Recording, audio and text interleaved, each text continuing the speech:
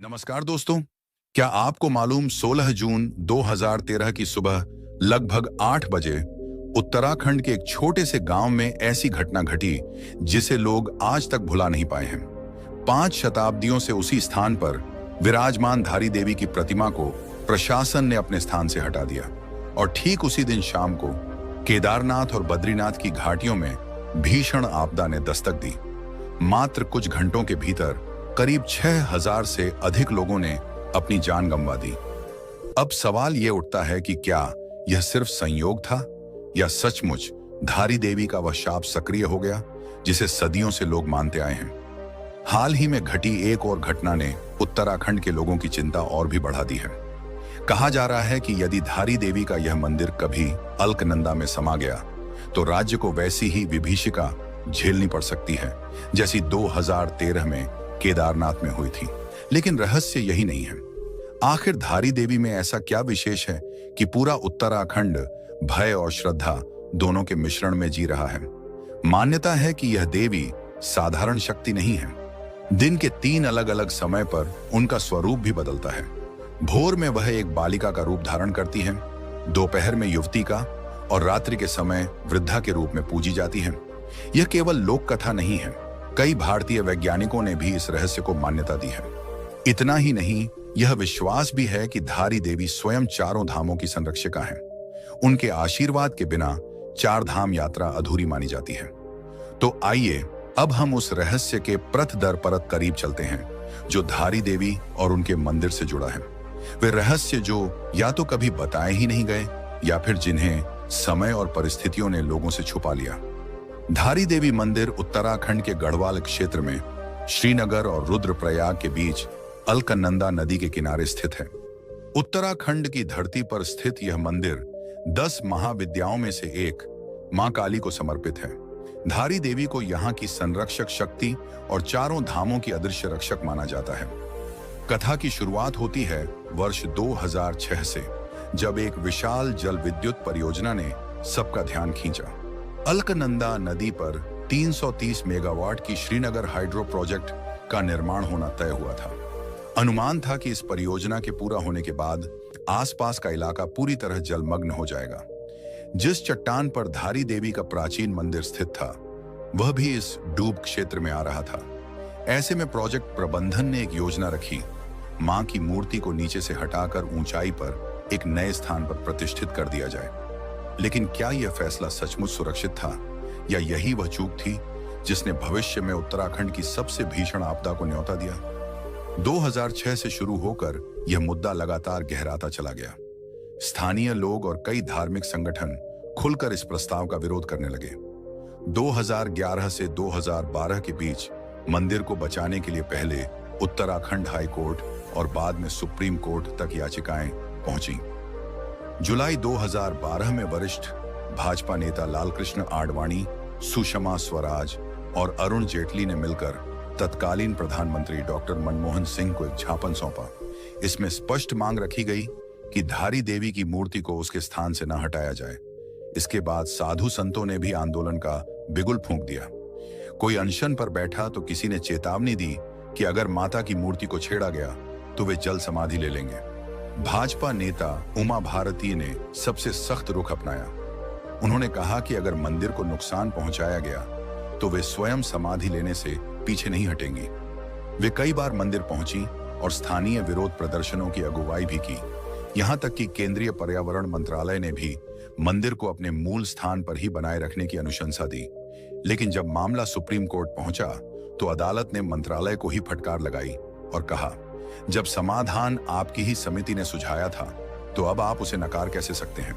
आखिरकार न्यायालय ने यह निर्णय सुनाया कि मंदिर को सुरक्षित करने के लिए देवी की प्रतिमा को एक ऊंचे मंच पर स्थानांतरित किया जाए, परंतु मां धारी देवी को अपनी मूल शिला से हटाना मानो प्रकृति के क्रोध को सीधे आमंत्रण देना था। लोक कथाओं में कहा जाता है कि यह केवल एक साधारण निर्णय नहीं था, बल्कि सदियों पुरानी उस भविष्यवाणी को छेड़ना था जो अब तक रहस्यों के पर्दे में ढकी रही। दोस्तों, आगे बढ़ने से पहले यदि आपको यह कथा रोचक लग रही हो तो वीडियो को लाइक जरूर करें और कमेंट में जय मां धारी देवी लिखकर अपनी श्रद्धा प्रकट करें।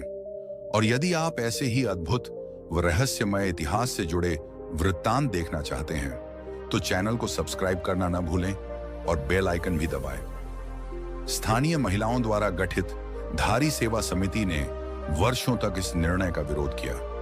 लगातार 3 साल तक उनका धरना चलता रहा और 2013 तक यह आंदोलन 1100 दिनों से भी अधिक समय पार कर चुका था।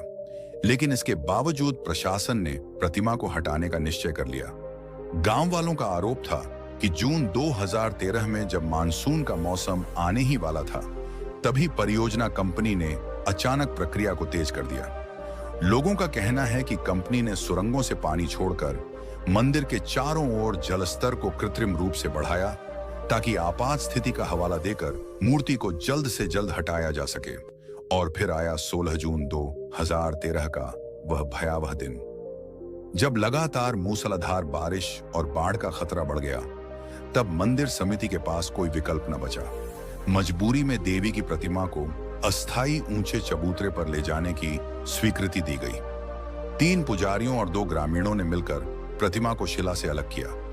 प्रत्यक्षदर्शियों का कहना है उसी क्षण आकाश में गड़गड़ाहट और असाधारण घटनाएं घटने लगी। बिजली की चमक और बादलों की गड़गड़ाहट के साथ आसमान से मानो आग बरसने लगी। मूसलाधार बारिश ने वातावरण को भयावह बना दिया। वहां मौजूद लोग इसे किसी अलौकिक चेतावनी की तरह महसूस करने लगे और कई इसे देवी के क्रोध का संकेत मानकर सहम गए। मंदिर समिति के पूर्व सचिव देवी प्रसाद पांडे बताते हैं कि कुछ ही घंटों में मंदिर परिसर पानी से लबालब भर गया था। खबरें मिल रही थीं कि रात में और भी भीषण वर्षा होने वाली है। ऐसे हालात में धारी देवी की प्रतिमा को स्थानांतरित करना ही आखिरी उपाय बचा। शाम ठीक 6:30 प्रतिमा को वहां से हटाया गया। कहा जाता है कि 5 शताब्दियों से इस प्रतिमा को कभी किसी ने नहीं छुआ था।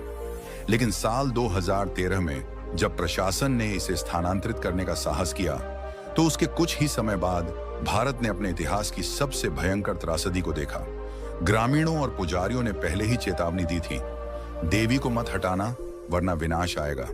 लेकिन उनकी बात को नजरअंदाज किया गया और नतीजा पूरे देश ने अपनी आंखों से देखा। जैसे ही 6:30 पर प्रतिमा को हटाने की प्रक्रिया पूरी हुई, ठीक 1 घंटे बाद 7:30 केदारनाथ की घाटी में पहला बादल फटा। यह विस्फोट जैसा प्रतीत हुआ जिसने आसपास के घरों की नींव हिला दी। उस रात लगभग 250 लोगों ने मंदिर में शरण ली थी।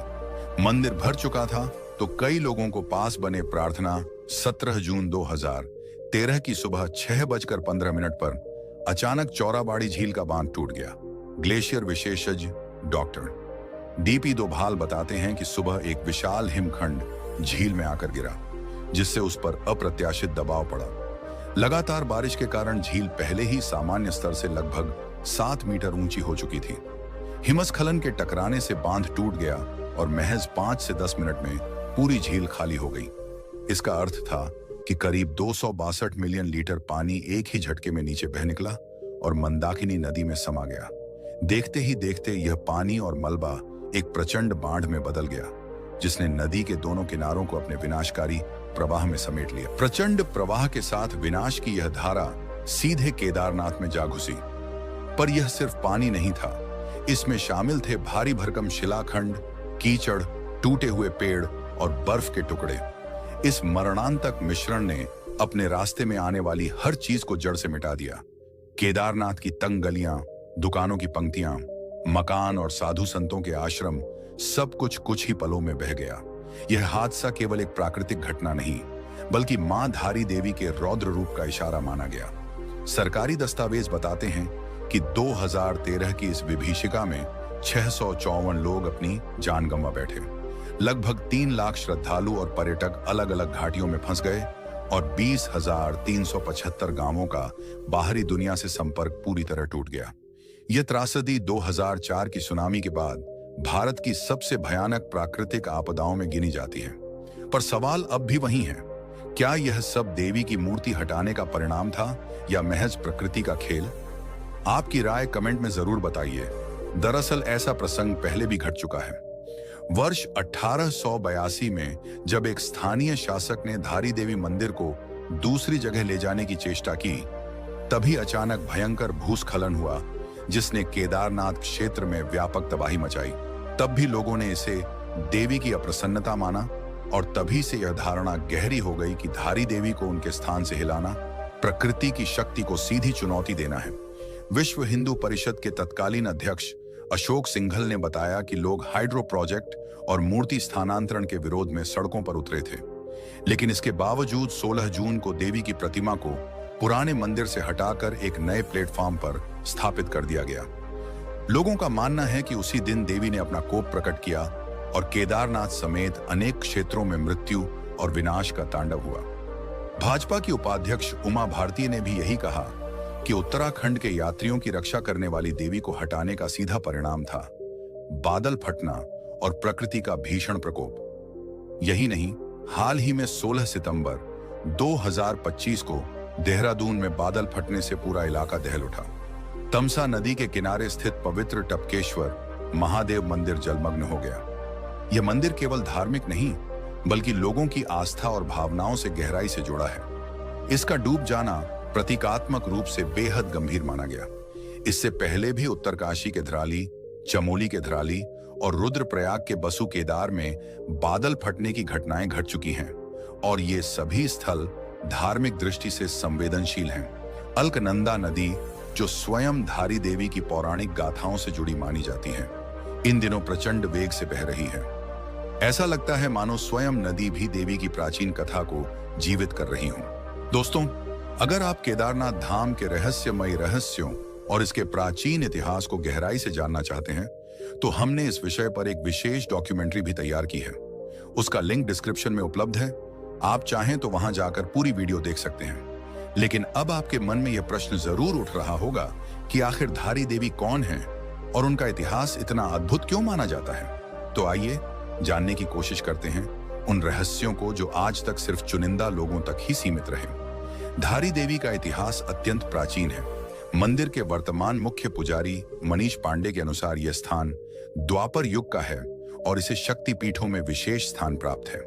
मान्यता है कि पांडव जब 13 वर्षों के वनवास में हिमालय की कठिन यात्राओं पर निकले थे, तब उन्होंने मां धारी देवी की ही पूजा अर्चना की थी। यही कारण है कि यह मंदिर आज भी केदारनाथ और बद्रीनाथ जाने वाले प्राचीन मार्ग पर महत्वपूर्ण पड़ाव माना जाता है। कहा जाता है कि यह धाम लगभग 5000 वर्ष पुराना है और इसी वजह से इसे आज भी दिव्य और कालातीत माना जाता है। अब एक पुरानी पौराणिक कथा पर नजर डालते हैं। कहा जाता है कि धारी देवी 7 भाइयों की इकलौती बहन थी। जब वह केवल 7 वर्ष की थी, तभी उनके माता पिता का निधन हो गया। इसके बाद उनका पालन पोषण उन्हीं 7 भाइयों ने किया। वह अपनी मासूमियत और सेवा भाव के लिए जानी जाती थी और अपने भाइयों से बेहद स्नेह करती थी। लेकिन उनके भाइयों के मन में अपनी बहन के प्रति प्रेम नहीं था। इसका कारण था उनका गहरा सांवला रंग और ज्योतिषियों की भविष्यवाणी। ज्योतिषियों ने कहा था कि यह कन्या भाइयों के लिए अशुभ है और जब तक यह जीवित रहेगी, उनके जीवन में संकट बना रहेगा। धीरे धीरे वही भय सच होता गया और समय के साथ परिवार पर दुर्भाग्य छा गया। एक एक करके 5 भाइयों की मृत्यु हो गई। अब बचे हुए 2 भाइयों के मन में भय और बढ़ गया कि कहीं उनका अंत भी न निकट हो। फिर उन्होंने अपनी पत्नियों के साथ मिलकर एक भयावह षड्यंत्र रचा। अमावस्या की काली रात में उन्होंने अपनी ही बहन का सिर काटकर उसे अलकनंदा नदी की उफनती धारा में बहा दिया। वह नन्ही कन्या, जिसकी उम्र मात्र 13 वर्ष थी, ये जान तक न सकी कि जिन भाइयों पर वह अपनी जान छिड़कती थी, वही उसकी मृत्यु के कारण बनेंगे। उसका कटा हुआ सिर नदी की तीव्र धारा में बहते बहते कल्यासौर नामक स्थान पर आकर धारी गांव के पास एक शिला से टकराया। उसी समय गांव का एक व्यक्ति नदी किनारे अपने कपड़े धो रहा था। अचानक उसकी नजर बहती धारा में किसी आकृति पर पड़ी। जब उसने ध्यान से देखा तो उसे एक बालिका का चेहरा नजर आया। चेहरा इतना मासूम और जीवंत था कि उसका हृदय द्रवित हो उठा। वह उसे बचाना चाहता था, मगर नदी का बहाव इतना तेज था कि उसने कदम पीछे खींच लिए। उसे डर था कि अगर वह धारा में उतरा तो शायद खुद भी बह जाएगा। तभी कहते हैं कि उसे एक दिव्य आकाशवाणी सुनाई दी, घबराने की जरूरत नहीं, तुम बस मुझे इस स्थान से मुक्त करो। मैं तुम्हें वचन देती हूँ, जहां जहां तुम कदम रखोगे वहीं वहीं तुम्हारे लिए सीढ़ियां बनती जाएंगी। जैसे ही वह युवक नदी में उतरा, और कन्या की ओर बढ़ा, एक अद्भुत चमत्कार सामने आया। सचमुच उसके हर कदम के साथ पत्थरों पर सीढ़ियों का निर्माण होता गया। लेकिन जब वह पास पहुंचा तो उसके सामने केवल एक कटा हुआ सिर था। वह सहम गया। तभी उस सिर से अलौकिक स्वर गूंजा, मैं दिव्य शक्ति का रूप हूं, मेरे इस सिर को समीप के पवित्र स्थल पर स्थापित करो। उस युवक ने आदेश का पालन किया और वहीं से माता धारी देवी की पूजा का प्रारंभ हुआ। मां का निचला भाग बहते हुए कालीमठ तक पहुंचा। आज भी उस स्थान पर उन्हें मां मैथानी या काली देवी के नाम से पूजा जाता है। इस प्रकार देवी की उपासना दो अलग अलग धामों में होती है, ऊपरी स्वरूप धारी देवी मंदिर में और निचला अंग कालीमठ में। हिंदू धर्म में यह अद्वितीय और दुर्लभ पूजा पद्धति मानी जाती है। अब आते हैं धारी देवी मंदिर की सबसे रहस्यमयी विशेषता पर। यहाँ की मूर्ति दिन भर में 3 बार अपना स्वरूप बदलती प्रतीत होती है। सुबह वह एक निष्कलंक कन्या का रूप धारण करती है, दोपहर तक वही स्वरूप एक युवती में बदल जाता है और शाम ढलते ढलते देवी का चेहरा वृद्धा जैसा दिखने लगता है। यह किसी मायाजाल या कल्पना की कहानी नहीं है। हजारों लाखों श्रद्धालु इसे अपनी आंखों से देख चुके हैं। यह रहस्य आज भी पूरी तरह अनसुलझा है। असल में यह घटना विज्ञान और अध्यात्म का अद्भुत संगम है। हमारे प्राचीन शिल्पकार केवल कलाकार ही नहीं, बल्कि असाधारण वैज्ञानिक दृष्टि रखने वाले थे। उन्होंने प्रकाश, छाया, गणितीय संरचना और मानव मन की गहराइयों को इस तरह समझा कि एक ऐसी मूर्ति रची जिसका स्वरूप समय के साथ बदलता हुआ प्रतीत होता है। आधुनिक विज्ञान भी इस रहस्य की संपूर्ण व्याख्या नहीं कर सका है। दोस्तों, यही है मां धारी देवी का इतिहास और वह दिव्य गाथा जिसने सदियों से लोगों को विस्मित और भाव विभोर किया है। हमारे देश भारत में ऐसे अनगिनत मंदिर हैं जिनकी गूढ़ कहानियां आज भी छुपी हुई हैं। हम प्रयास करेंगे कि धीरे धीरे आपको हर मंदिर की सच्ची कथा और रहस्य से परिचित कराएं, ताकि हमारी परंपरा और आस्था नई पीढ़ी तक पहुंच सके। मैं आपसे केवल यही कहूंगा, ऐसे वीडियो अपने परिवार और बच्चों को जरूर दिखाइए, ताकि वे समझ सकें कि भारत केवल भौगोलिक भूमि नहीं, बल्कि आस्था, श्रद्धा और अनोखी धरोहर का अद्वितीय संगम है। तो मिलते हैं अगली डॉक्यूमेंट्री में एक और नई कथा लेकर। तब तक के लिए धन्यवाद। जय हिंद, जय भारत। हिमालय की बर्फीली गोद में स्थित कैलाश पर्वत सदियों से रहस्य और अलौकिक कथाओं का केंद्र रहा है। वर्ष 2001 में एक ऐसा अजीब वाकया घटित हुआ कि चीन सरकार ने तत्काल इस पर्वत पर किसी भी प्रकार की चढ़ाई पर प्रतिबंध लगा दिया। आखिर उस दिन क्या ऐसा देखा गया था जिसने पूरी दुनिया को चौंका दिया? क्यों आज तक सिर्फ एक ही व्यक्ति इसकी चोटी तक पहुंच पाया, और वह भी वापस लौटने के बाद कुछ वर्षों के भीतर असामान्य परिस्थितियों में चल बसा? कहा जाता है कि जो भी इस पर्वत पर चढ़ने का दुस्साहस करता है वह 2 वर्ष के भीतर मृत्यु को प्राप्त कर लेता है। लेकिन इससे भी विचित्र तथ्य यह है कि इस पर्वत के आसपास समय सामान्य से कहीं अधिक तेजी से बहता है। यहाँ उम्र मानो दुगनी रफ्तार से बढ़ती है। क्या वास्तव में कैलाश पर्वत की तलहटी में शंभाला नामक वह पौराणिक नगर छिपा हुआ है, जिसका वर्णन तिब्बती ग्रंथों में मिलता है? नासा के वैज्ञानिकों ने भी इस क्षेत्र से कुछ ऐसे संकेत पकड़े थे जिन्होंने उनके होश उड़ा दिए। और जब चीन ने हेलीकॉप्टर भेजकर रहस्य जानने की कोशिश की तो उस उड़ान के साथ क्या हुआ, यह अब भी एक अनुत्तरित पहेली बनी हुई है। इन सभी प्रश्नों और अदृश्य रहस्यों पर आज हम एक पर्दा उठाने की कोशिश करेंगे। जो आप जानने जा रहे हैं वह आपकी कल्पना से भी परे है। आइए लौटते हैं 1962 की ओर, जब भारत और चीन के बीच सीमाओं को लेकर छिड़ा विवाद अचानक युद्ध में बदल गया। इस युद्ध ने भारत को गहरी चोट दी और हजारों वर्ग मील भूमि चीन के कब्जे में चली गई। इन्हीं इलाकों में कैलाश का पवित्र क्षेत्र भी शामिल था। युद्ध समाप्ति के बाद संसद में जब माहौल गंभीर था, तभी देहरादून के सांसद महावीर त्यागी ने तत्कालीन प्रधानमंत्री जवाहरलाल नेहरू से एक सवाल पूछा, जो आज भी राजनीतिक इतिहास में दर्ज है। त्यागी ने सीधे सीधे पूछा, चीन हमारी भूमि पर अधिकार कर चुका है, आप कब उसे वापस लाएंगे? नेहरू का उत्तर सभी को चौंकाने वाला था।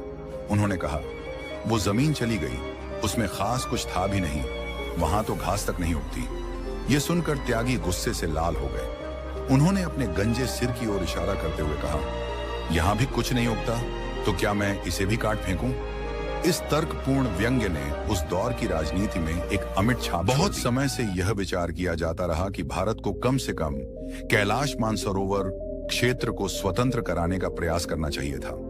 इतिहास का दुर्भाग्य यह रहा कि 1950 में लौह पुरुष सरदार वल्लभ भाई पटेल का देहांत हो गया और पंडित नेहरू पर दबाव बनाने वाला कोई प्रभावशाली व्यक्तित्व शेष नहीं रहा। दुनिया की सबसे ऊंची चोटी माउंट एवरेस्ट, जहां अब तक हजारों पर्वतारोही सफलता पा चुके हैं, उसकी तुलना में लगभग 2200 मीटर कम ऊंचाई वाला कैलाश पर्वत आज भी अपराजित खड़ा है।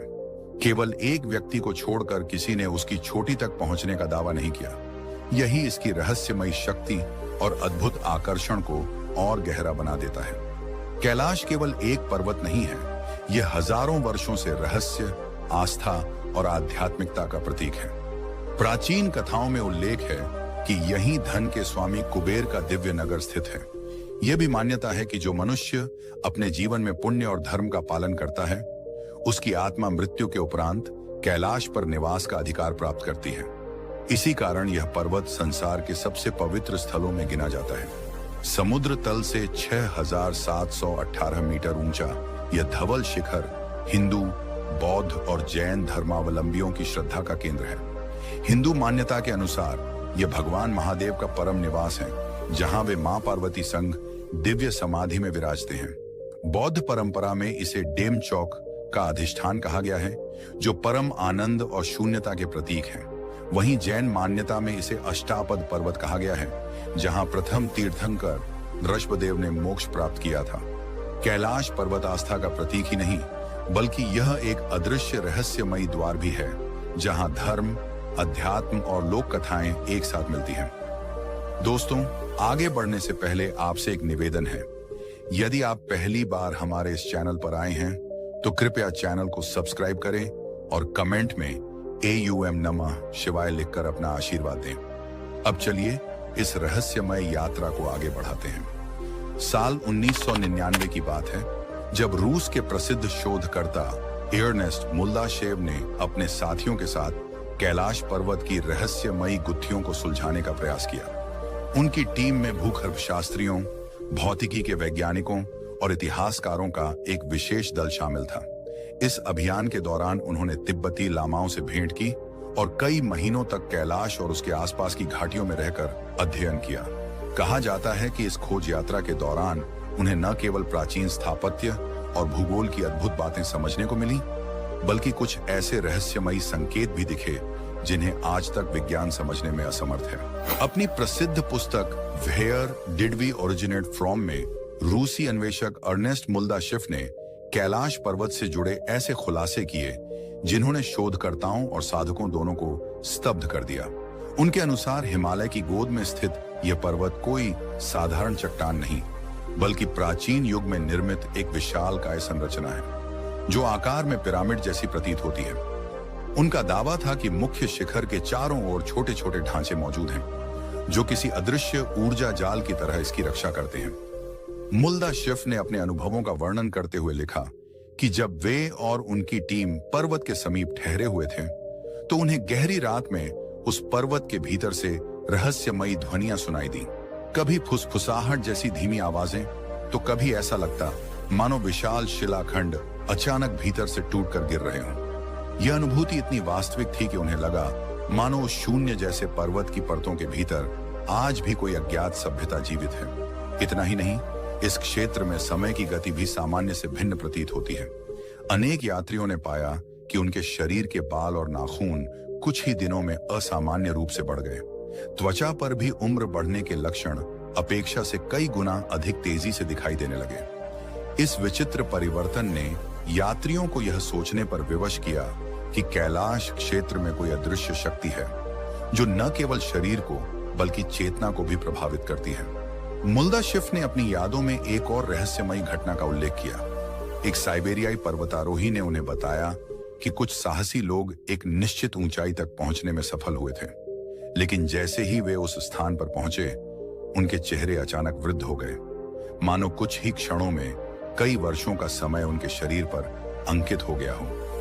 उस अलौकिक बिंदु तक पहुंचने के बाद कुछ पर्वतारोही कुछ ही महीनों में इतनी तेजी से बूढ़े हो गए कि उनकी मृत्यु समय से पहले हो गई। इन रहस्यमयी घटनाओं ने कैलाश पर्वत को और भी रहस्यमय और अलौकिक बना दिया। यह स्थान सिर्फ हिमालय का शिखर नहीं, बल्कि ब्रह्मांड के सबसे अद्भुत रहस्यों का केंद्र माना जाने लगा। अब आते हैं कैलाश पर्वत की तलहटी पर स्थित दो झीलों पर, मानसरोवर और राक्षस ताल। ये दोनों एक दूसरे के पास हैं, लेकिन उनके गुण एक दूसरे से बिल्कुल भिन्न हैं। मानसरोवर झील, जिसे जीवन और शांति का प्रतीक कहा जाता है, आकार में पूर्ण गोल है और सूर्य की भांति दीप्तिमान प्रतीत होती है। यह झील समुद्र तल से अत्यधिक ऊंचाई पर स्थित होने के बावजूद कभी जमती नहीं, और आश्चर्य की बात है कि इसमें लहरें भी उत्पन्न नहीं होती। इसकी निर्मल जलधारा में जीवन की समृद्धि दिखाई देती है, और साधकों का मानना है कि इसमें स्नान करने से मन और आत्मा दोनों शुद्ध हो जाते हैं। इसके विपरीत समीप स्थित राक्षस ताल को उग्रता और विनाश का प्रतीक माना जाता है। कहा जाता है कि इसमें रात्रि के समय अजीब ध्वनियां गूंजती हैं और इसकी लहरें हमेशा अशांत रहती हैं। यह मानो सृष्टि के दो विपरीत पहलुओं, सृजन और संहार का जीवंत उदाहरण हो। कैलाश पर्वत के समीप दो झीलें स्थित हैं। एक तरफ शांत, निर्मल और दिव्यता से भरी झील, जिसे देखते ही मन में अजीब सी तृप्ति और सुकून उतर आता है। दूसरी ओर है रहस्यमयी राक्षस सरोवर, जो ऊंचाई पर स्थित खारे पानी की झीलों में सबसे बड़ी मानी जाती है। इसके जल में लवण इतना गाढ़ा है कि यहाँ मछली, पौधा या कोई भी जलीय जीवन टिक नहीं पाता। झील की लहरें हर समय उथल पुथल मचाए रहती हैं, मानो भीतर कोई बेचैन शक्ति छटपटा रही हो। किंवदंती है कि इस सरोवर का निर्माण असुर राज रावण ने किया था। भगवान महादेव के परम भक्त रावण जब कैलाश की ओर साधना करने चला, उससे पहले वह इसी झील में उतरा। उसने वहां स्नान कर तपस्या आरंभ की। कहते हैं जैसे ही उसने जल में डुबकी लगाई, उस सरोवर पर अदृश्य दानवी शक्तियों का अधिकार हो गया। तभी से इस झील का जल नकारात्मक ऊर्जा से भरा हुआ प्रतीत होता है और रावण के विचार भी वहां से बदलने लगे। सबसे आश्चर्यजनक बात यह है कि एक ही क्षेत्र में स्थित दो झीलें, एक सकारात्मक शांति का केंद्र और दूसरी अशांत ऊर्जा का घर, इतनी भिन्न क्यों हैं? यही रहस्य लोगों को हमेशा उलझन में डाल देता है। कैलाश और मानसरोवर के आसपास एक अनोखी ध्वनि भी सुनाई देती है। यात्री बताते हैं कि जब आप इन पवित्र स्थलों के समीप पहुंचते हैं तो अचानक ऐसा लगता है मानो आकाश में कोई दिव्य रथ उड़ रहा हो। जब ध्यान से सुना जाए तो वह ध्वनि डमरू की गूंज या AUM के कंपन जैसी प्रतीत होती है। विज्ञान इसे हिमखंडों के पिघलने का परिणाम बताता है, लेकिन साधक मानते हैं कि यह कोई सामान्य घटना नहीं, बल्कि कैलाश की आध्यात्मिक शक्ति का आभास है। यह प्रश्न अब भी रहस्य बना हुआ है। क्या यह बर्फ के टकराने से निकली सामान्य ध्वनि है या सृष्टि के आदि मंत्र AUM का प्रत्यक्ष अनुभव? यही रहस्य कैलाश को और भी अलौकिक बना देता है। इतना ही नहीं, कुछ यात्रियों ने रात्रि के समय कैलाश पर्वत की छोटी से 7 रंगों की रहस्यमय किरणें निकलते देखी हैं। नासा जैसे संस्थानों के वैज्ञानिक मानते हैं कि यह घटना वहां के अदृश्य चुंबकीय बल और वातावरण की परस्पर क्रिया से हो सकती है, किंतु भक्त इसे दैवीय शक्ति का प्रतीक मानते हैं। मानो पर्वत स्वयं इंद्रधनुषी आभा से संवाद कर रहा हो। हिमालय की घाटियों में एक और रहस्यमय कथा प्रचलित है, हिम मानव या यति की। कहते हैं यह एक विशाल और गूढ़ जीव है जो बर्फीले निर्जन प्रदेशों में विचरण करता है। स्थानीय चरवाहे और साधु वर्षों से इसके देखे जाने की गवाही देते आए हैं। हालांकि अब तक विज्ञान के पास इसका कोई ठोस प्रमाण नहीं है, लेकिन अनेक यात्रियों की सच्ची कथाएं इसे केवल कल्पना नहीं मानने देती। कैलाश क्षेत्र के इन अद्भुत रहस्यों को जानकर यही लगता है कि यह स्थान केवल पर्वत या झीलों का समूह नहीं, बल्कि एक ऐसा दिव्य क्षेत्र है जहां हर कदम पर अदृश्य शक्तियों की अनुभूति होती है। कभी यह सवाल उठता है कि हिमालय की बर्फीली घाटियों में दिखाई देने वाला रहस्यमय जीव वास्तव में कौन है? क्या वह कोई असाधारण भालू है या किसी प्राचीन युग से बचा हुआ मानव जैसा प्राणी? नेपाल और तिब्बत की लोक कथाओं में उसे यति कहा जाता है। कई लोग इसे भूरा भालू मानते हैं, तो कुछ इसे बर्फीले जंगलों का आदिम मानव। माना जाता है कि यह प्राणी कभी कभी मनुष्यों पर हमला भी कर देता है और उन्हें अपना शिकार बना लेता है। इसी रहस्य ने कैलाश क्षेत्र को और भी रहस्यमय बना दिया है। वैज्ञानिक जगत भी इस पहेली को सुलझाने की कोशिश करता रहा है। कुछ शोधकर्ताओं का मानना है कि यह कोई प्रागैतिहासिक जाति हो सकती है जो अब भी इन बर्फीली गुफाओं में छिपकर जीवित है, परंतु अब तक इसके अस्तित्व का कोई ठोस प्रमाण नहीं मिल पाया है। दिलचस्प बात यह है कि दुनिया के लगभग 30 से अधिक शोधकर्ताओं ने इस संभावना को स्वीकार किया है कि हिमालय में ऐसा कोई अनदेखा जीव हो सकता है, परंतु वे इसे सिद्ध नहीं कर पाए। क्या आपको झांत है कि कैलाश पर्वत को पृथ्वी का ध्रुव केंद्र या एक्सिस मुंडी भी कहा जाता है? प्राचीन मान्यताओं के अनुसार यह वही बिंदु है जहां आकाश और धरती का अद्भुत मिलन होता है। यह पर्वत केवल एक ऊंचा शिखर नहीं, बल्कि ब्रह्मांड की धुरी माना गया है, जो समस्त जीवन ऊर्जा का आधार है। संस्कृत ग्रंथों में एक्सिस मुंडी का अर्थ है वह स्थान जहां स्वर्ग और पृथ्वी एक सूत्र में बंधे हों। यही कारण है कि इसे पूरे जगत का संतुलन बिंदु कहा जाता है। हिंदू परंपरा के अनुसार कैलाश केवल भगवान शिव का निवास स्थल नहीं, बल्कि वह अदृश्य केंद्र है जहां से संपूर्ण ब्रह्मांडीय शक्तियां संचालित होती हैं। यही कारण है कि यह पर्वत न केवल हिंदुओं बल्कि बौद्धों, जैनों और बौद्ध धर्म मानने वालों के लिए भी समान रूप से पूजनीय है। आश्चर्य की बात है कि कैलाश पर्वत से इंग्लैंड के स्टोनहेंज स्मारक की दूरी ठीक 6,666 किलोमीटर है। इतना ही नहीं, यह उत्तरी ध्रुव से भी समान दूरी पर स्थित है और दक्षिणी ध्रुव से इसकी दूरी ठीक दोगुनी यानी 13,332 किलोमीटर है। यह संयोग इसे और भी रहस्यमय बना देता है। कैलाश पर्वत को दुनिया का सबसे पवित्र पर्वत माना जाता है, लेकिन आज तक कोई भी उसकी चोटी तक नहीं पहुंच सका है। आश्चर्य यह है कि हिमालय की अनेक ऊंचाइयों पर पर्वतारोही विजयी हुए हैं, लेकिन कैलाश पर कदम बढ़ाने वाले हर साहसी व्यक्ति को किसी अनजानी शक्ति ने रोक दिया है। मानो कोई अदृश्य ऊर्जा स्वयं इस पर्वत की रक्षा करती हो। सन 2004 में रूस के एक पर्वतारोही सर्गेई सित्याकोव ने इस रहस्यमयी शिखर पर चढ़ने का प्रयास किया। जैसे ही वे शिखर के करीब पहुंचे, उनका शरीर अचानक कमजोर पड़ने लगा। उन्हें ऐसा महसूस हुआ मानो हृदय असामान्य रूप से तेज धड़क रहा हो और सांसें थम रही हों। मजबूर होकर उन्हें वापस लौटना पड़ा। बाद में उन्होंने स्वीकार किया कि यह पर्वत साधारण नहीं है, मानो वहां कोई अदृश्य शक्ति उनकी परीक्षा ले रही हो। कई यात्रियों का कहना है कि जब वे कैलाश के निकट पहुंचते हैं तो समय की गति बदलती सी प्रतीत होती है। घड़ियां कभी तेज चलने लगती हैं, कभी अचानक धीमी हो जाती हैं। कुछ साधकों का अनुभव है कि वहां ध्यान में बैठते ही उन्हें ब्रह्मांड की गूढ़ ध्वनियां सुनाई देने लगती हैं। शायद यही कारण है कि यह पर्वत आज भी अजेय और रहस्यपूर्ण बना हुआ है। धीरे धीरे यह एहसास होने लगा कि उस स्थान पर अधिक देर तक ठहरना उचित नहीं है। जैसे जैसे हम नीचे उतरते गए, मन पर छाया बोझ हल्का होने लगा। पर्वतारोहण की दुनिया में एक नाम बेहद प्रसिद्ध है, इटली के महान साहसी रेनहोल्ड मैसनर। ये वही व्यक्तित्व थे जिन्होंने समुद्र तल से 26,000 फीट से भी अधिक ऊंचाई वाली 14 सबसे ऊंची चोटियों को जीतकर असंभव को संभव कर दिखाया। उन्हें केवल पर्वतारोही कहना उनके साहस और अदम्य इच्छा शक्ति का अपमान होगा। लेकिन यही व्यक्ति जब कैलाश शिखर पर आरोहण के लिए आमंत्रित किए गए तो उन्होंने साफ मना कर दिया। यह निर्णय सुनकर कई लोग चकित रह गए, क्योंकि जो इंसान मौत से खेलकर हिमालय की सबसे कठिन चोटियों पर चढ़ चुका हो, वह आखिर क्यों पीछे हटेगा। शायद उन्होंने उस पर्वत के दिव्य रहस्य को समझ लिया था। कहा जाता है कि उन्हें स्वयं चीन की ओर से इस अभियान का प्रस्ताव दिया गया था, पर उन्होंने इसे अस्वीकार कर दिया।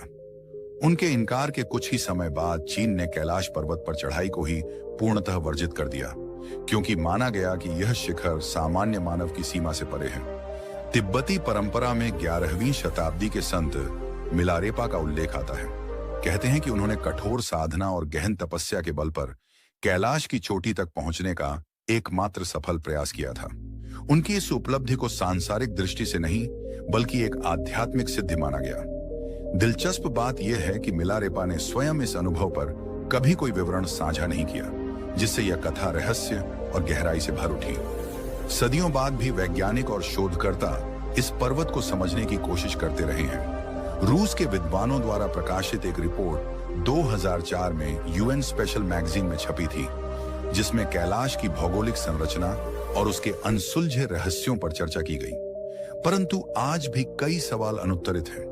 कैलाश पर चढ़ने का आखिरी प्रयास 2001 में हुआ, जब स्पेन की एक टीम को विशेष अनुमति दी गई, किंतु तमाम तैयारी और तकनीक के बावजूद वे भी शिखर तक नहीं पहुंच सके। इस घटना के बाद दुनिया भर में यह धारणा और मजबूत हो गई कि कैलाश पर चढ़ना देवताओं की मर्यादा को लांघना है। तभी से इस पर्वत पर आरोहण पूर्णतः वर्जित कर दिया गया। कैलाश केवल एक भौगोलिक चोटी नहीं, बल्कि एक दिव्य संकेत है। यह हमें याद दिलाता है कि प्रकृति के कुछ रहस्य मनुष्य की सीमाओं से बाहर हैं। इन्हें छूने के लिए केवल शारीरिक बल नहीं, बल्कि आत्मिक शुद्धि और गहन श्रद्धा की आवश्यकता होती है। शायद यही कारण है कि आज तक कोई भी इसकी चोटी पर नहीं टिक पाया। यह पर्वत केवल साहस का नहीं, बल्कि विश्वास और समर्पण का प्रतीक है। इस दिव्य पर्वत का एक और अद्भुत रहस्य उसकी छाया है। जैसे ही अस्त होता सूर्य कैलाश के पीछे ढलता है, उसकी परछाई भूमि पर स्वस्तिक का अद्भुत आकार रच देती है। यह वही स्वस्तिक है जिसे सनातन परंपरा में समृद्धि और मंगल का चिन्ह माना जाता है। ऐसा लगता है मानो सूर्य देव और भगवान शिव के बीच कोई गुप्त संवाद हो रहा हो। इतना ही नहीं, जब दक्षिण दिशा से देखा जाए और पर्वत पर ताजी बर्फ जमी हो, तो उसकी रेखाओं से AUM का दिव्य प्रतीक आकार ले लेता है। यह वही पवित्र ध्वनि है जिसे ब्रह्मांड का मूल स्वर और अंतिम सत्य कहा जाता है। मानो स्वयं पर्वत यह संदेश दे रहा हो कि उसकी गोद में केवल वही प्रवेश पा सकता है जो आत्मा और ब्रह्म के एकत्व को पहचान चुका हो। हिमालय की गोद में स्थित वह पर्वत जिसकी चोटी पर AUM का आभास होता है, साधकों और यात्रियों के लिए प्रकृति और अध्यात्म के अनोखे संगम का सजीव प्रतीक माना जाता है। इस दृश्य को देखने मात्र से व्यक्ति को ऐसा अनुभव होता है मानो ब्रह्मांड स्वयं उसके सामने अपने रहस्यों का द्वार खोल रहा हो। पीढ़ियों से यह दृश्य मनुष्यों को चकित करता आया है और शिवधाम कैलाश की महिमा को और गहन बना देता है। प्राचीन कथाओं में इसका वर्णन देव मार्ग के रूप में मिलता है। कहा जाता है कि असुर राज रावण ने यहां से स्वर्ग तक जाने का मार्ग बनाने का प्रयास किया था, किंतु उसकी अहंकारपूर्ण इच्छा अधूरी ही रह गई। वेदों में इसे धरती और दिव्य लोक के बीच की धुरी माना गया है, जो दोनों लोकों को जोड़ने वाला एक अदृश्य स्तंभ है। महाभारत में भी इसका उल्लेख है, जहां धर्मराज युधिष्ठिर अपने भाइयों और द्रौपदी के साथ मोक्ष की यात्रा पर इसी पर्वत की ओर अग्रसर हुए थे। यात्रा के दौरान एक एक करके सभी धराशायी हो गए। केवल युधिष्ठिर ही सत्य और धर्म के कारण स्वर्ग में प्रवेश कर पाए। इस पर्वत की 4 दिशाओं में फैली ढलानें ब्रह्मांड के 4 कोनों की प्रतीक मानी जाती हैं। साधक इसे स्वर्ग का प्रवेश द्वार मानकर ध्यान करते हैं। इसकी अलौकिकता और आध्यात्मिक ऊर्जा इसे मानव सभ्यता के लिए अनुपम धरोहर बनाती है। 20वीं सदी में जब चीन ने देखा कि कोई भी साधारण मनुष्य इसकी ऊंचाई तक नहीं पहुंच पा रहा है, तो उन्होंने साहसिक प्रयोग करने का निर्णय लिया। कई मौसम वैज्ञानिकों की टीम ने महीनों तक शोध किया और एक ऐसा दिन चुना जब आकाश साफ और शांत दिखाई दे रहा था। उसी दिन उन्होंने एक विशेष हेलीकॉप्टर को कैलाश की ओर उड़ान भरवाई। प्रारंभिक उड़ान बेहद सहज थी। हेलीकॉप्टर में बैठे लोग उस दिव्य दृश्य को देखकर मंत्रमुग्ध हो उठे। उन्हें लगने लगा कि शायद इस बार चोटी तक पहुंचना संभव हो जाएगा। लेकिन जैसे जैसे मशीन ऊपर बढ़ी, आकाश का रूप बदलने लगा। अचानक घने बादल उमड़ आए और पर्वत की ढलानों से बर्फ के भयानक तूफान उठने लगे। हेलीकॉप्टर के चारों ओर गहरे काले बादल चक्कर लगाने लगे। पायलट ने साहस दिखाकर ऊंचाई और बढ़ाने की कोशिश की, लेकिन तभी बिजली की गर्जना हुई और आकाश से भीषण बर्फबारी होने लगी। वातावरण इतना अस्थिर हो गया कि हेलीकॉप्टर की दिशा नियंत्रण से बाहर होने लगी। ऐसा प्रतीत हुआ मानो स्वयं पर्वत उन्हें ऊपर आने से रोक रहा हो। उस समय यात्रियों ने अनुभव किया कि यह केवल बर्फ और तूफान नहीं, बल्कि कोई अदृश्य शक्ति है जो मानव को अपनी सीमा से आगे बढ़ने नहीं देती। अंततः मजबूर होकर उन्हें वापसी का निर्णय लेना पड़ा। आज भी यह घटना रहस्य बनकर लोगों को सोचने पर विवश करती है। क्या यह केवल मौसम का खेल था, या फिर वास्तव में कोई दिव्य सत्ता इस पवित्र धाम की रक्षा कर रही है? ऊंचाई इतनी बढ़ गई कि हेलीकॉप्टर पर काबू पाना बेहद कठिन हो गया। चीन के अनुसंधान दल ने बाद में बताया कि कैलाश की अनोखी भौगोलिक रचना ऐसी है कि दिशाएं एक दूसरे में विलीन होती प्रतीत होती हैं। इसी कारण उनका नेविगेशन बिगड़ गया और कंपास भी अचानक ठप पड़ गया। मजबूरी में उन्हें वापसी का रास्ता पकड़ना पड़ा। सांसें तेज हो रही थीं, दिल धड़क रहा था, लेकिन अंततः वे किसी तरह सुरक्षित नीचे उतर आए। इस अनुभव ने चीन को यह सिखा दिया कि इस अलौकिक पर्वत पर विजय पाना उनके सामर्थ्य से परे है। यही असफलता पश्चिमी देशों की जिज्ञासा को और भड़का गई। 2015 में अमेरिकी अंतरिक्ष एजेंसी नासा ने अपनी आधुनिक सैटेलाइट तकनीक से कैलाश की गहराई में झांकने का प्रयास किया। जब रिसर्च के दौरान पहली तस्वीरें सामने आईं, तो वैज्ञानिक भी हैरान रह गए। उन छवियों में पर्वत की छाया ऐसी लग रही थी मानो कोई दिव्य स्वरूप ध्यानस्थ अवस्था में विराजमान हो। दुनिया भर के श्रद्धालुओं ने इसे महादेव से जोड़कर देखा और इसे एक अलौकिक संकेत माना। यही कारण है कि कैलाश की आध्यात्मिक शक्ति को लेकर आस्था और भी गहरी हो गई। इस रहस्य को बल मिलता है जब हम प्राचीन रूसी कलाकार निकोलस रोरिक के चित्रों को देखते हैं, जिनमें उन्होंने एक छिपी हुई स्वर्णिम नगरी का उल्लेख किया था। वही नगरी जिसे हिंदू और बौद्ध परंपराओं में शंभाला कहा गया है। शंभाला का अर्थ है शांति और ज्ञान की भूमि। पुराणों के अनुसार यही वह पावन धाम है जहां भविष्य में भगवान विष्णु का अंतिम अवतार कल की अवतरित होगा। कहा जाता है कि केवल निर्मल हृदय वाले योगी और तपस्वी ही इस अदृश्य लोक को देख सकते हैं। किंवदंतियों में यह भी वर्णित है कि हनुमान और अश्वत्थामा जैसे अमर योद्धा आज भी शंभाला में विद्यमान हैं। वहां के निवासियों को असाधारण विज्ञान और दिव्य शक्तियों का वरदान प्राप्त है।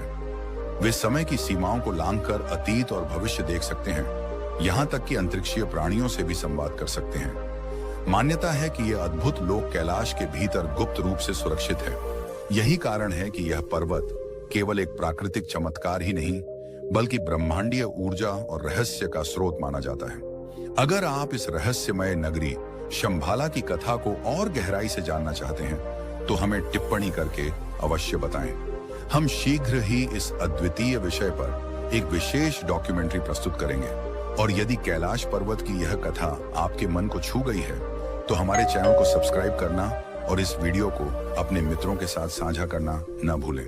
आपके विचार और प्रश्न हमें कमेंट में लिखें, ताकि हम आपको और भी दिव्य और अद्भुत रहस्यों से रूबरू करा सकें।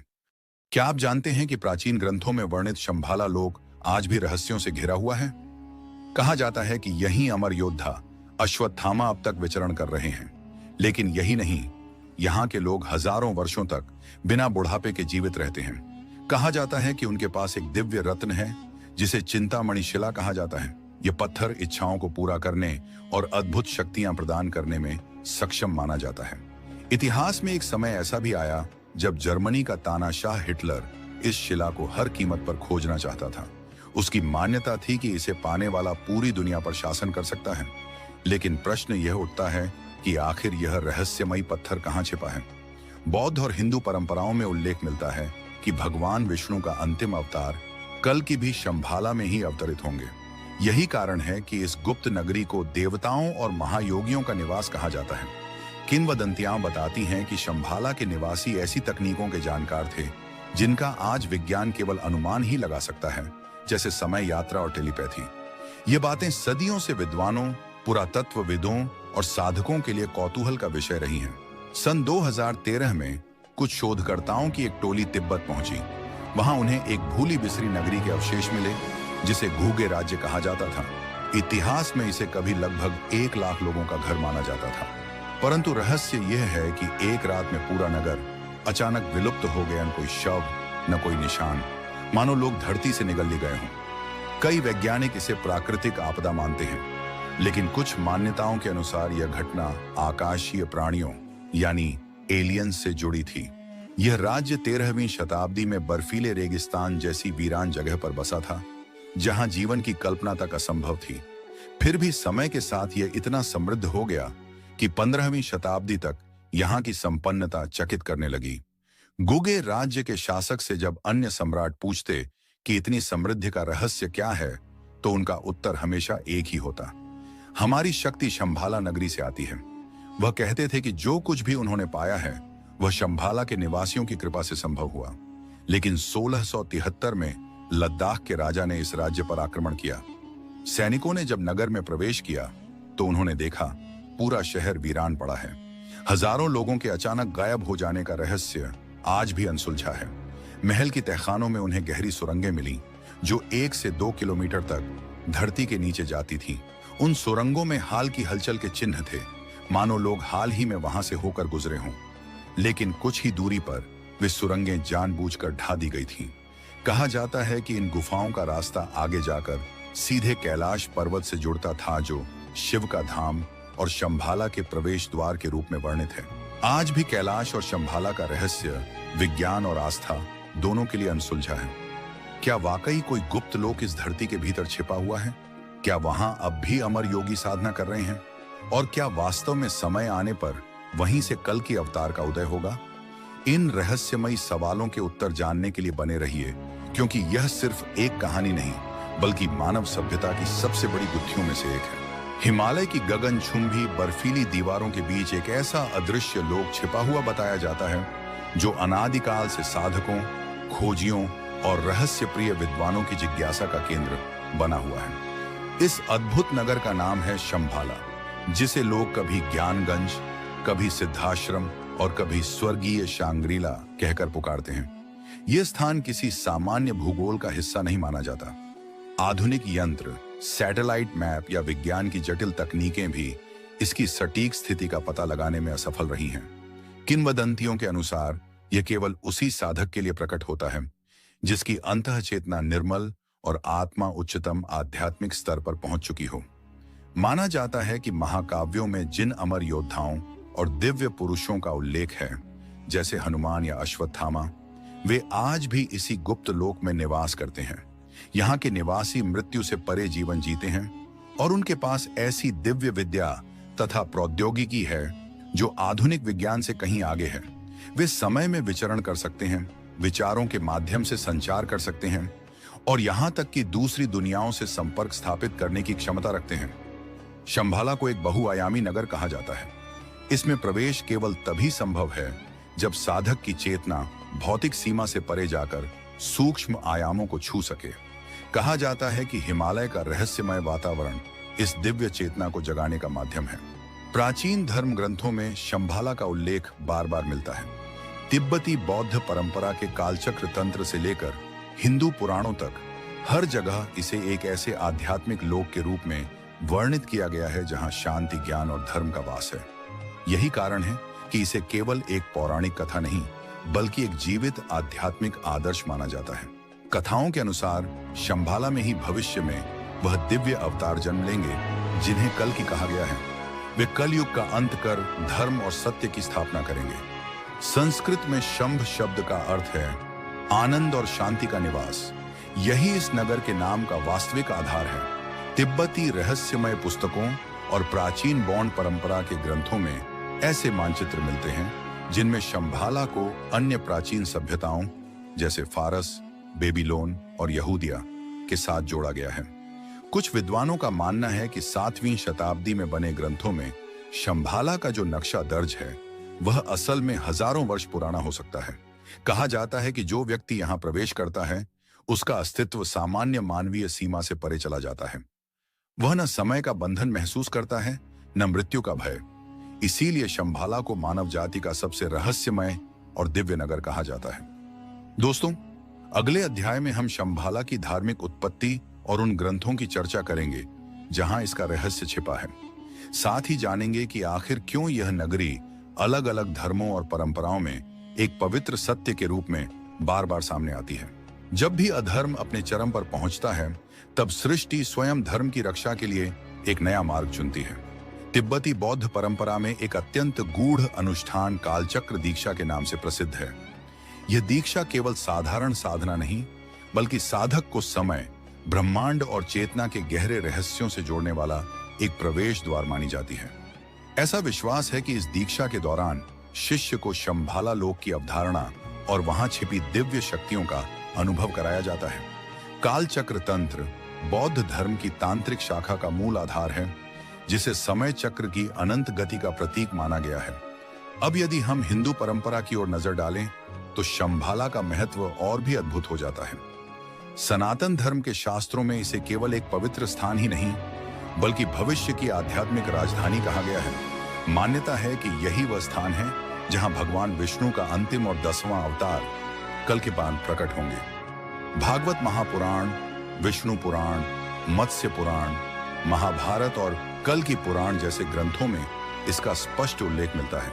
कहा गया है कि जब कलयुग का अंतिम दौर आएगा और जब अधर्म इतना बढ़ जाएगा कि राजा और शासक भी केवल डाकू और लुटेरे बन जाएंगे, तब शंभाला नगरी में विष्णु यश नामक ब्राह्मण के घर भगवान कल की जन्म लेंगे। वे घोड़े पर सवार एक दिव्य योद्धा के रूप में प्रकट होंगे। उनके हाथ में एक तेजस्वी तलवार होगी जिसकी चमक मात्र से अंधकार मिट जाएगा। यही तलवार बुराई और अधर्म का संहार करेगी और एक नए सत्य युग का शुभारंभ होगा। कुछ दार्शनिक यह मानते हैं कि भगवान श्री कृष्ण के जन्म के समय ही इस अवतार का संकेत दिया जा चुका था। भविष्यवाणी है कि कल की अवतार का जन्म कृष्ण पक्ष की अष्टमी तिथि को मार्गशीर्ष माह में होगा। इस भविष्यवाणी का रहस्य आज भी साधकों और विद्वानों के लिए शोध का विषय है। भागवत महापुराण में वर्णित है कि जब दो युगों की संधि होगी और पृथ्वी के शासक अपने कर्तव्यों को त्याग कर पाप की राह पकड़ लेंगे, तब सृष्टि के पालक भगवान विष्णु यश नामक महात्मा के पुत्र के रूप में अवतरित होंगे। वहीं अन्य अध्यायों में स्पष्ट उल्लेख है कि यह चमत्कारिक जन्म शंभाला ग्राम में होगा। यदि हम इन ग्रंथों की गहराई में उतरें तो स्पष्ट होता है कि शंभाला कोई काल्पनिक अवधारणा नहीं, बल्कि एक वास्तविक लोक है जिसका अस्तित्व समय आने पर प्रकट होगा। शास्त्रों की यह गवाही इस विश्वास को और भी दृढ़ कर देती है कि भविष्य में शंभाला ही धर्म के पुनर्जागरण का केंद्र बनेगा। दोस्तों, यह रहस्य हमें यह सोचने पर मजबूर करता है कि क्या वाकई शंभाला कहीं हिमालय की घाटियों में छिपा हुआ है, या फिर यह केवल साधकों के लिए एक आध्यात्मिक प्रतीक है। यदि आप चाहते हैं कि हम भगवान कल्कि के इस अद्भुत अवतार पर विस्तृत डॉक्यूमेंट्री लेकर आए, तो हमें अपनी राय अवश्य बताइए। अगले अध्याय में हम चर्चा करेंगे कि इस रहस्यमयी नगरी को खोजने के लिए दुनिया के कई विद्वान, यात्री और शासक किस हद तक पहुंचे। उन्होंने शंभाला की तलाश में कितनी कोशिशें की और अंततः उन्हें क्या मिला, एक सच्चाई या केवल एक कल्पना। आने वाले भाग में इस रहस्य से पर्दा उठाएंगे। सदियों से कई साहसी खोजी हिमालय की बर्फीली चोटियों और तिब्बत की रहस्यमय घाटियों की ओर निकल पड़े, इस उम्मीद में कि वे उस दिव्य लोक तक पहुंच सकें जिसे लोग गुप्त स्वर्ग कहते हैं। किंतु हर बार यात्रा अधूरी रह गई। कुछ यात्रियों ने अवश्य यह दावा किया कि उन्होंने उस अदृश्य नगरी की झलक पाई है, मानो कोई अद्भुत संसार पर्दे के पीछे से उन्हें पुकार रहा हो। 20वीं सदी के आरंभिक वर्षों में रूस के एक अद्वितीय कलाकार, लेखक और दार्शनिक निकोलस रोएरिक ने साहसिक दल के साथ एक लंबा अभियान शुरू किया। उनका विश्वास था कि हिमालय के अज्ञात मार्गों के बीच कोई ऐसा लोक छिपा है जहां समय और मृत्यु का बंधन समाप्त हो जाता है। इस यात्रा ने न केवल रहस्यमय शंभाला के अस्तित्व को और गहराई दी, बल्कि उसके आध्यात्मिक महत्व को भी नए दृष्टिकोण से उजागर किया। रोएरिक के लिए यह खोज केवल भौतिक नहीं थी, बल्कि एक अंतरयात्रा थी। उन्होंने तिब्बत की अनदेखी घाटियों और बर्फ से ढकी चोटियों को पार करते हुए महसूस किया कि यह स्थान केवल उन 5 अगस्त 1927 की तारीख उनके जीवन में स्वर्णाक्षरों में अंकित हो गई। उसी दिन उन्होंने आकाश में एक अजीब अंडाकार वस्तु देखी। वह दृश्य इतना रहस्यमय था कि उनके भीतर के सभी संदेह मिट गए। उन्हें लगा मानो ब्रह्मांड स्वयं संकेत दे रहा हो कि शंभाला की झलक अब उनके सामने है। उनका मानना था कि यह दिव्य लोक कोई साधारण नगर नहीं, बल्कि ज्ञान, शांति और भावी सभ्यता का मार्गदर्शक है, जो आने वाले युग में मानवता को दिशा प्रदान करेगा। अपनी यात्रा के अनुभव उन्होंने बाद में कई ग्रंथों में दर्ज किए। इनमें उन्होंने एक अद्भुत रत्न चिंतामणि का भी उल्लेख किया। ये वही रत्न है जिसका वर्णन प्राचीन भारतीय और बौद्ध परंपराओं में मिलता है। इसे इच्छा पूर्ति का प्रतीक और अनंत शक्तियों का स्रोत माना गया है। रोएरिक का विश्वास था कि यह रहस्यमय पत्थर शंभाला के रहस्यों की कुंजी है। उन्होंने लिखा कि इसकी ऊर्जा असाधारण है और यह मानव सभ्यता को एक नए युग की ओर अग्रसर कर सकती है। उनकी डायरी में दर्ज कई घटनाएं आज भी रहस्य से घिरी हैं, परंतु उनमें छिपा संदेश यही कहता है, शंभाला कोई कल्पना मात्र नहीं, बल्कि एक ऐसा सत्य है जो केवल जागृत आत्माओं को ही प्राप्त हो सकता है।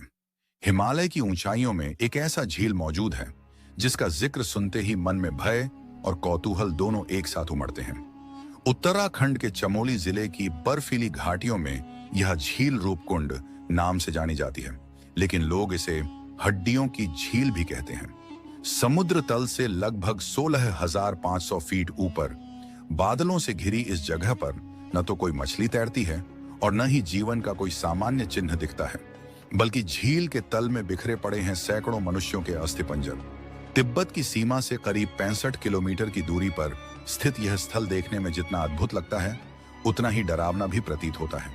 शोधकर्ताओं का कहना है कि यहाँ अब तक 800 से अधिक मानव कंकाल पाए जा चुके हैं और ये दशकों नहीं बल्कि सदियों से इस बर्फीले रहस्य का हिस्सा बने हुए हैं। लंबे समय से यह प्रश्न विद्वानों और वैज्ञानिकों को उलझाता रहा है कि आखिर इतनी बड़ी संख्या में लोग एक ही स्थान पर मौत का शिकार कैसे बने।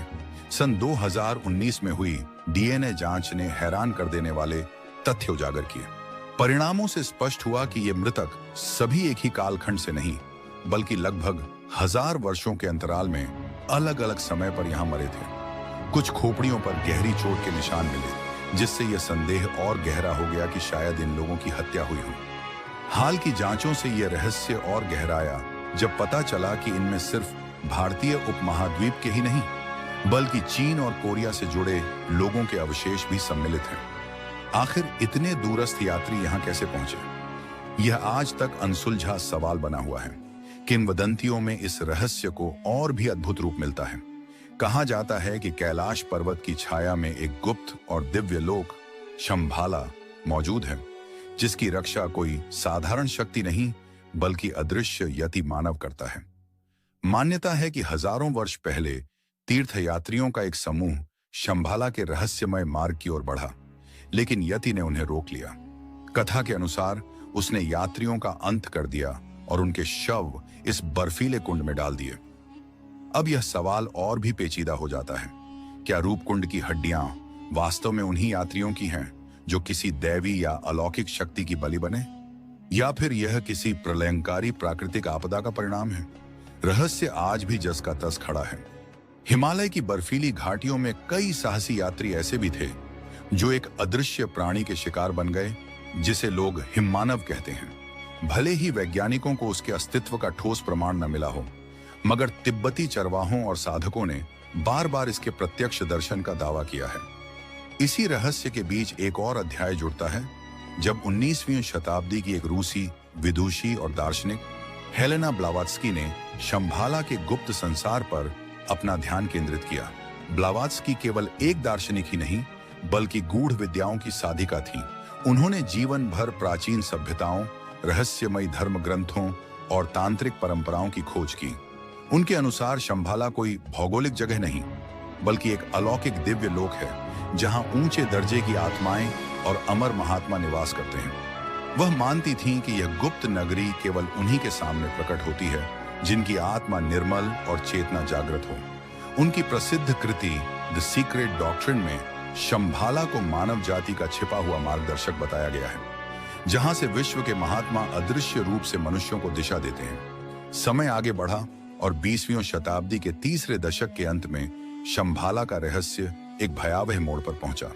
इस बार कोई साधु, संत या विद्वान इसकी खोज में नहीं निकला, बल्कि जर्मनी का निर्दयी शासक हिटलर और उसका नाजी शासन इसके पीछे पागल हो गया। हिटलर और उसके सहयोगी मानते थे कि हिमालय की गहराइयों में छिपी हुई सभ्यताओं के पास ऐसी अद्भुत तकनीकें और मानसिक शक्तियां हैं जो उन्हें विश्व पर विजय दिला सकती हैं। 1938 में नाजियों ने अर्नस्ट शेफर नामक खोजी के नेतृत्व में तिब्बत की ओर एक अभियान भेजा। ऊपर से यह यात्रा तिब्बत की वनस्पति, संस्कृति और भूगोल को समझने के लिए थी, लेकिन असली मकसद था शंभाला और अघोर जैसी गुप्त नगरी तक पहुंचना। कहा जाता है कि नाजी अधिकारी मानते थे वहां ऐसी शक्तिशाली ऊर्जा और प्राचीन यंत्र छिपे हैं जो उन्हें सुपर ह्यूमन बना देंगे।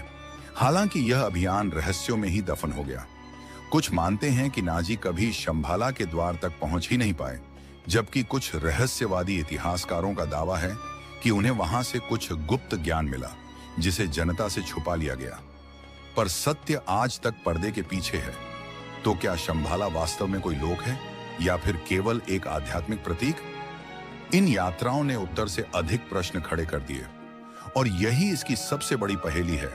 शायद शंभाला हमेशा ही रहस्य में लिपटा रहेगा, लेकिन यह तो बस शुरुआत है। अगला अध्याय बताएगा कि शंभाला की वह प्राचीन सभ्यता किस तरह की अत्याधुनिक शक्तियों और तकनीकों का प्रयोग करती थी, वे हजारों वर्षों तक कैसे जीवित रहते थे और क्या सचमुच उनका अन्य लोकवासी प्राणियों से संबंध था? आने वाला भाग इन रहस्यों के नए द्वार खोलेगा। कहा जाता है कि प्राचीन युग में एक ऐसी अद्भुत और गुप्त सभ्यता विद्यमान थी जो न केवल आध्यात्मिक रूप से अत्यंत प्रबुद्ध थी, बल्कि उनकी विद्या और तकनीक आज के आधुनिक विज्ञान से भी कहीं अधिक उन्नत मानी जाती थी। उस रहस्यमय संस्कृति के पास ऐसे चमत्कारी उपकरण और रहस्यमयी साधन थे जिनका उल्लेख हमें कई पुरातन कथाओं, तिब्बती ग्रंथों और हिंदू पुराणों में मिलता है। उनमें सबसे विलक्षण था चिंतामणि मणि, जिसे ब्रह्मांडीय ऊर्जा का स्रोत बताया गया है। मान्यता है कि यह दिव्य रत्न अपने धारकों को मानसिक और आध्यात्मिक शक्ति प्रदान करता था। कहते हैं कि इसकी प्रभावशाली किरणों से साधक अपनी इच्छाओं को साकार कर सकते थे। यही कारण है कि शंभाला के निवासी सामान्य मानव से कहीं अधिक शक्तिशाली माने जाते थे। उनके पास मानसिक बल से वस्तुओं को संचालित करने की क्षमता थी, जिसे आज हम टेलीपैथी और टेलीकिनेसिस जैसे नामों से जानते हैं। अनेक तिब्बती दंत कथाओं में वर्णन आता है कि शंभाला वासी आपस में बिना बोले ही विचारों का आदान प्रदान कर लेते थे। इतना ही नहीं, उनके पास आकाश मार्ग से विचरण करने वाले यान भी थे। इन उड़न रथों की तुलना आज के आधुनिक विमानों या फिर रहस्यमय यूएफओ से की जाती है। यह माना गया कि उनके ये यंत्र न केवल पृथ्वी पर बल्कि दूसरे लोकों और ग्रहों की यात्रा करने में सक्षम थे। शंभाला की एक और गुप्त विद्या थी, अमृत विद्या। कहा जाता है कि वहां के योगी और साधक सहस्रों वर्षों तक जीवन धारण कर सकते थे। उनकी चिकित्सा पद्धतियां, गुप्त औषधियां और विशेष योग साधनाएं इतनी विलक्षण थीं कि वे वृद्धावस्था की प्रक्रिया को रोकने में सक्षम थीं। आधुनिक विज्ञान यह मानता है कि मृत्यु अनिवार्य है, किंतु आयुर्वेद और तंत्र ग्रंथों में भी संकेत मिलता है कि यदि शरीर में नई कोशिकाओं का निर्माण निरंतर होता रहे और अंगों को स्वस्थ बनाए रखा जाए तो मनुष्य भी 1000 वर्षों से अधिक जीवित रह सकता है। शंभाला में रहने वाले योगी अपनी भावनाओं और मनोवृत्तियों पर पूर्ण नियंत्रण रखते थे। यही कारण है कि वे अमृतत्व का अनुभव कर पाते थे, जबकि सामान्य मानव के लिए यह संभव नहीं। उनकी सभ्यता का रहस्य आज भी अनसुलझा है। चाहे वह चिंतामणि मणि की ऊर्जा हो, उड़न रथ हो या ब्रह्मांडीय शक्ति स्रोत। अनेक विद्वानों का मत है कि शंभालावासी इन शक्तियों के माध्यम से अन्य लोकों और संभवतः परग्रही जीवों से भी संवाद करते थे। अब प्रश्न उठता है कि यह अद्भुत नगरी वास्तव में कहां स्थित है। प्राचीन ग्रंथों में शंभाला के भूगोल का वर्णन एक विशाल कमल के फूल के रूप में मिलता है, जिसकी 8 पंखुड़ियां 8 बर्फाच्छादित पर्वतों का प्रतीक हैं। इन पर्वतों की मध्य भूमि से एक पावन नदी बहती है, जिसे वहां का जीवनदायिनी स्रोत माना गया है।